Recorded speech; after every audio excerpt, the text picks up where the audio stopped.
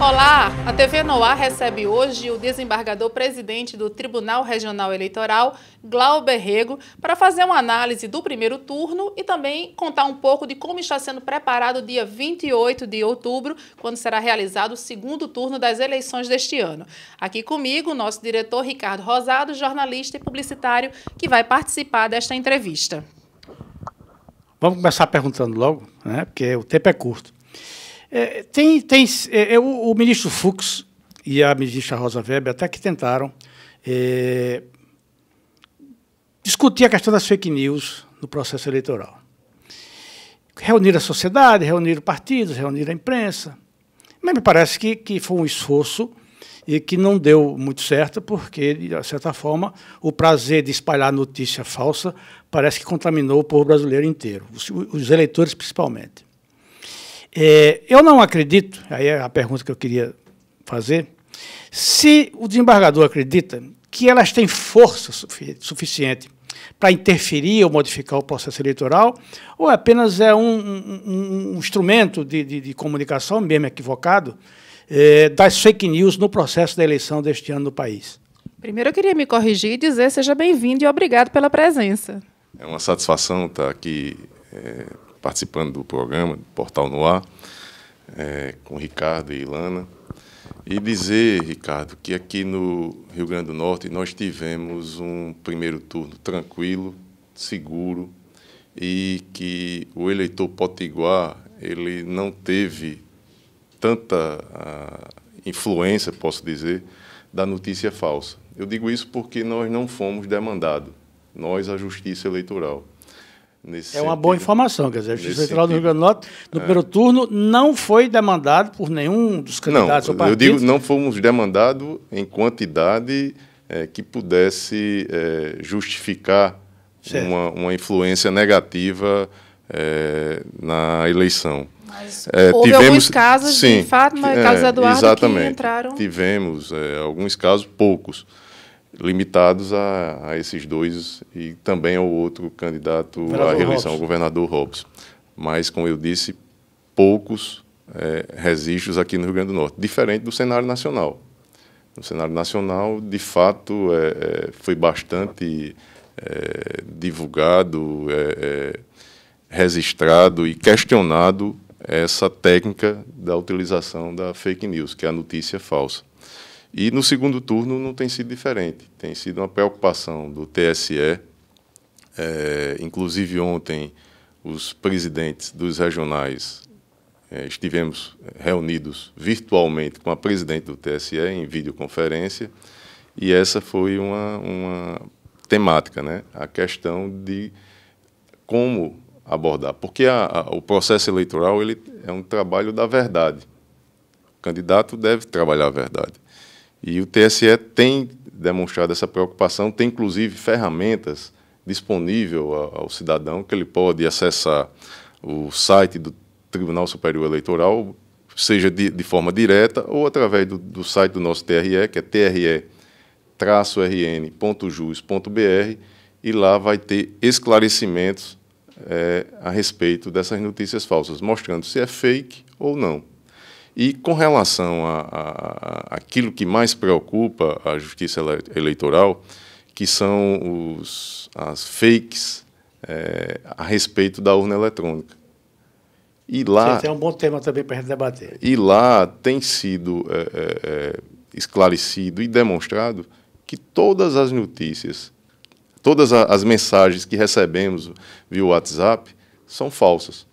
Não são verdadeiras. Inclusive, vários vídeos dizendo que a pessoa entrava e digitava tal número e não aparecia o nome do candidato, vídeos com policiais entrando em sessões eleitorais para verificar a questão das urnas, todos esses vídeos, não vi nenhum vídeo daqui mesmo, originado daqui do Rio Grande do Norte, mas esses vídeos que correram o Brasil, o TSE já se manifestou? Já sim, todos eles têm no próprio site, como eu disse, está lá um link lá, esclarecimentos, e lá vai estar mostrando se é fake ou não. Teve um que foi bem divulgado, que apertava o 1 e dizia que aparecia a foto já de imediato de determinado candidato. Então, para o eleitor que quiser ver, está lá no site do TSE. tse.jus.br, e aí ele acessa direto na primeira página, tem lá esclarecimentos. E pode acessar também através do nosso site, que é tre-rn.jus.br. E lá vai ter essa ferramenta, é bastante esclarecedor. Nós temos essa preocupação de não ficar distante desse debate nacional, porque isso coloca em risco o processo democrático. A justiça eleitoral ela tem por função, por obrigação, estar nessa etapa de fiscalização. E aqui nós fizemos, inclusive, também com ferramenta nas redes sociais, aproveito a oportunidade para chamar o eleitor para o dia anterior à eleição. Nós temos um processo que chamamos de votação paralela. Então, às 9 horas, na sede do TRE, são sorteadas urnas que já estão nos locais de votação prontas. Faz uma espécie de um pré-teste. Exatamente, prontas para ser votada, para ser usada. E aí é sorteado aqui na sede do nosso tribunal, essas urnas são trazidas à capital e é formado um ambiente diferente que eu digo do processo de votação normal, porque com a votação paralela o processo é aberto, mas aquela urna que está sendo votada é a urna que estaria sendo usada por mim, por você, pelo eleitor daquela sessão eleitoral. Então, são cédulas que são apresentadas pelos partidos eleitorais, todos eles são seguindo o normativo, que é a resolução 23.550 do TSE. Desembargador, nesse pré-teste, é convidado o quê? O partido é convidado? Toda a sociedade. As coligações, o eleitor comum, pode chegar lá e dizer, eu quero votar, eu quero testar, é isso? Não, quem vai fazer a digitação da cédula que foi preenchida pelos partidos políticos são funcionários da Justiça Eleitoral, são servidores. Mas é aberto lá e estamos acompanhando, tem câmeras lá filmando, né? A imprensa pode acompanhar? A imprensa pode acompanhar. É interessante que acompanhe, porque é uma demonstração da credibilidade da urna eletrônica. Porque desculpe, Lana, aquele resultado que é previamente determinado, o resultado ele é testado e vai mostrar que, de fato, a urna é confiável. No início da votação é emitida a zerésima, né? Ao final, o boletim de urna, e do boletim de urna vai estar computado ali os votos que foram preenchidos pelos partidos políticos. Eu não faço parte do time que acha que as urnas são muito frágeis, que são passíveis de fraude e tal. Eu acho que não, eu acho que é um processo seguro. Mas eu queria saber, desembargador, o seguinte, transformar isso ainda mais seguro, qual é a sua opinião sobre a impressão final do voto? Nossa, ele leu meus pensamentos, era exatamente isso que eu ia perguntar. Essa foi uma demanda que foi enfrentada no Supremo Tribunal Federal. E o Supremo, por maioria de votos, disse que era desnecessário. E a minha opinião é com a maioria do Supremo. Eu acho que seria um gasto elevado, desnecessário. Traríamos a esse processo a questão da impressora, que estaria atrelada à urna eletrônica. E aí, mais uma urna física para depositar o voto. E aí, voto. Nós que trabalhamos com impressora, sabemos o quanto é comum os defeitos que surgem. Então, imagine aí o complicador que teríamos com a questão da impressão. Eu diria o seguinte, não era nem o papel em si. Eu acho que a tecnologia talvez permita, em pouco tempo, que esse voto dado pelo cidadão na urna possa ser transmitido para ele no próprio celular dele. Uma garantia que a Justiça Eleitoral tem um número... comprometer a questão do sigilo do voto. Não, só para ele, né? Sim, mas aí criaria-se... A gente tem conhecimento de casos, durante essa campanha mesmo, de empresários ou de pessoas que quiseram impor a sua ideologia a funcionários. E aí seria um documento passível de ser apresentado depois? Na hora lá, eu recebi meu comprovantezinho de votação, né? Cumpri meu dever eleitoral. No futuro, eu acho que não tem, talvez seja até mais simples, né? Você receber a mensagem no seu próprio celular, ou até votar pelo seu próprio celular. Aí votar sem sair de casa, teve até uma piada circulando, né? Quando é que eu vou poder votar sem sair de casa? Mas certamente vamos alcançar isso aí. Quando eu, se não estou enganado, nos Estados Unidos já é permitido essa técnica do voto eletrônico a partir do seu celular. né? Então, aqui, certamente, em algum momento, iremos alcançar isso aí. É claro, desembargador, que, como toda tecnologia, está sujeita exatamente, a hackers, a fraude e tal, mas é uma facilidade que... Mas o detalhe da urna eletrônica, Ricardo, com relação à preocupação com hackers, ele tem um software que é simples, de fácil identificação de eventual invasão. Isso é dito pelos técnicos, é comprovado. O processo de aferição ele tem várias etapas, envolve várias pessoas, várias instituições.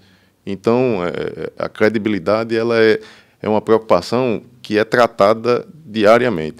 E o dia da votação, a urna eletrônica ela não tem ligação nenhuma com a internet. É como se fosse uma calculadora. Então, não tem a possibilidade de uma invasão de um hacker. E se puder invadir, invade um, né? Exatamente. Não invade todos ao mesmo tempo. Exatamente. Elas não têm ligação. Dependência uma da outra. Exatamente. Bem, e aí, só para concluir, e é o eleitor para dizer, mas como é que faz essa totalização automática de imediato?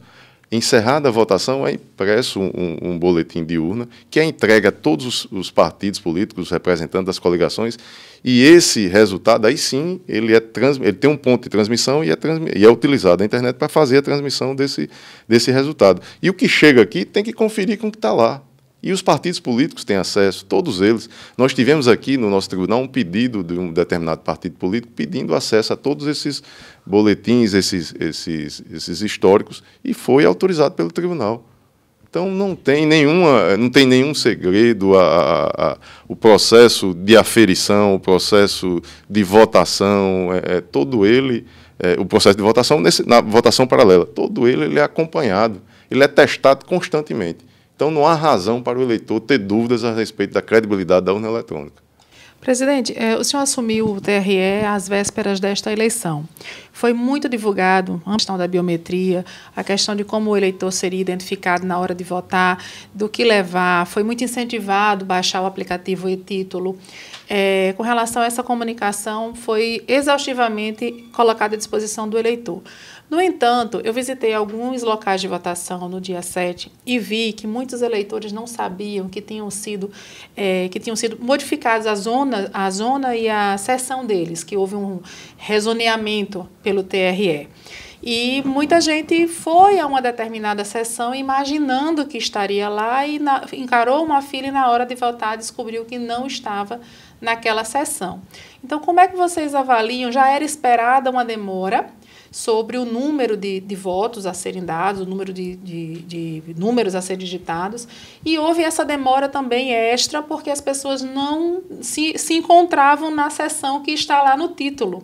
Como é que vocês avaliam como é que o TRE avaliou esse problema durante a votação do dia 7? Perfeito, Ilana. Isso, inclusive, foi objeto de debate ontem na reunião que tivemos com os juízes eleitorais. Nós hoje temos 60 juízes eleitorais no Rio Grande do Norte. Isso fruto do rezoneamento que foi determinado pelo TSE. Nós tínhamos 69, então o Rio Grande do Norte perdeu 9 zonas eleitorais. Isso refletiu em mudanças no local de votação. Agora, é uma particularidade do brasileiro, né? Porque a gente divulgou no e-título, tinha inclusive o georreferenciado, o local, você tinha um dispositivo que levava você direto ao seu local de votação, mas infelizmente nós brasileiros temos tudo deixado para a última hora. Divulgamos também a questão da nossa preocupação, que tínhamos 6 telas de votação, eram 6 votos. Campo Grande tinha mais uma tela, que era a questão da consulta lá à população, com relação à mudança do nome, para levar a sua cola. E, infelizmente, também foi deixado de lado, e isso refletiu em quê? Em filas. A questão da biometria. A biometria ela é uma ferramenta que trabalha a questão da segurança, e não a agilidade de votação. Então, a biometria, nós temos no Rio Grande do Norte 100% do nosso eleitorado já com a biometria realizada. E isso traz segurança, isso nos dá a garantia de que eleitor A não vai votar por eleitor B, e que o eleitor A não vai votar repetidas vezes, que era comum isso acontecer, pelo menos ser noticiado aqui no nosso estado. Então, em resumo, isso tudo, a biometria, a questão de não levar a cola, a questão das 6 telas, a questão da mudança por conta do rezoneamento, isso em determinados locais de votação refletiu em demora no processo de votação, em filas. Mas para o segundo turno, felizmente, porque agora não, o eleitor já sabe onde vai votar. Serão só apenas são dois votos. E só são 2 votos. São 4, na verdade, né? São 4, porque são... também, mas aí já é bem mais rápido. Agora, exatamente, falando sobre o segundo turno, como estão os preparativos? Os preparativos... Tem uma notícia quente, né, que a redução de 97 para 72 municípios dos que vão usar tropas federais. Perfeito. Qual é a ideia do TRE? Que, como tivemos no primeiro turno, um cenário de tranquilidade, de segurança, repetir... Acho que sim. Acho que foi uma das eleições mais tranquilas que eu vi. Até nem Santinho... expectativa, né? Nem Santinho tinha muito. Era um local ou outro, assim, mas a eleição foi tranquila. Ricardo, eu saí visitando algumas sessões na tarde do dia 7 de outubro e eu estranhei. Eu digo, minha Nossa Senhora, o que é que está acontecendo? Não tinha ninguém nas ruas. Eu quero reclamar que tem um grupo de amigos, eu, Jânio Vidal, Alex Medeiros, que todo dia da eleição a gente vota e sai rodando na Grande Natal de carro. Para ver o povo, a movimentação, não tem mais nada. Acabou com o nosso City Tour. As esquinas que eram lotadas também desocupadas. Então, assim, o eleitor potiguar está de parabéns, assim, a urbanidade, o comportamento que teve no dia da eleição. Nós eu extremamente feliz com isso. E o TRE vai tentar repetir a mesma estrutura que teve no primeiro turno para o segundo. E tem determinadas formalidades. Nós já fizemos o questionamento dos juízes eleitorais que tiveram a tropa federal no primeiro turno para saber se demandariam também no segundo turno. E aí tivemos essa redução. Em 25 municípios não teremos mais essa necessidade.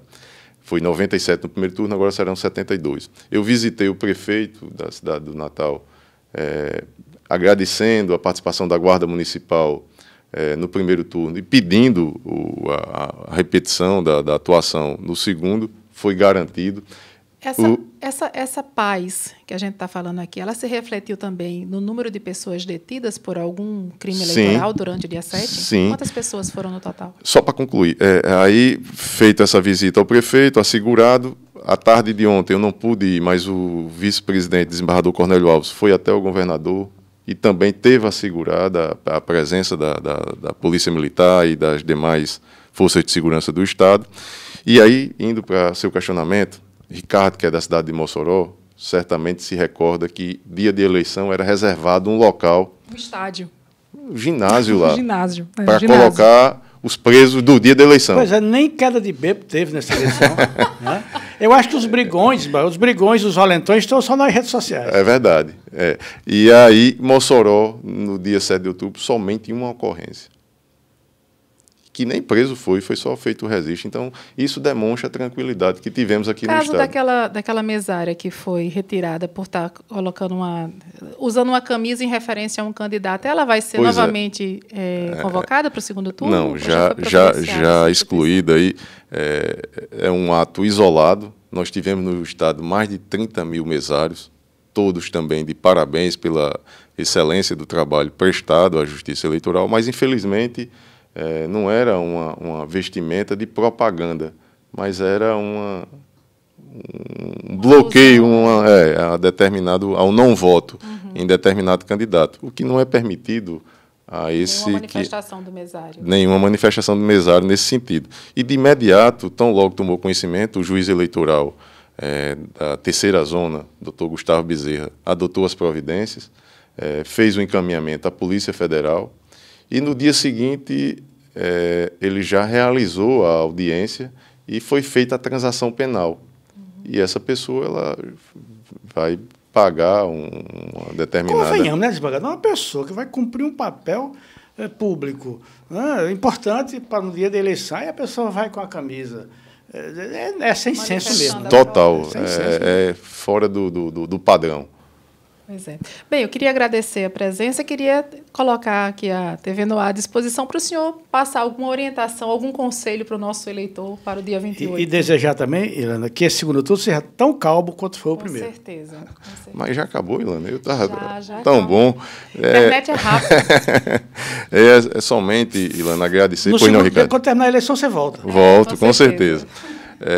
Mais uma vez agradecer o chamado de vocês aqui e parabenizar o eleitor potiguar pelo comportamento que teve no primeiro turno e que no segundo turno ele mantenha esse comportamento, que vote com liberdade e que vote consciente. A que horas do dia 28 o Rio Grande do Norte deverá saber qual será o seu próximo governador ou governadora? No primeiro turno, Ilana, nós fomos o primeiro estado do Nordeste a fazer a totalização dos votos. Alcançamos isso às 22 horas e 56 minutos. Fomos o 12º no país, 100%.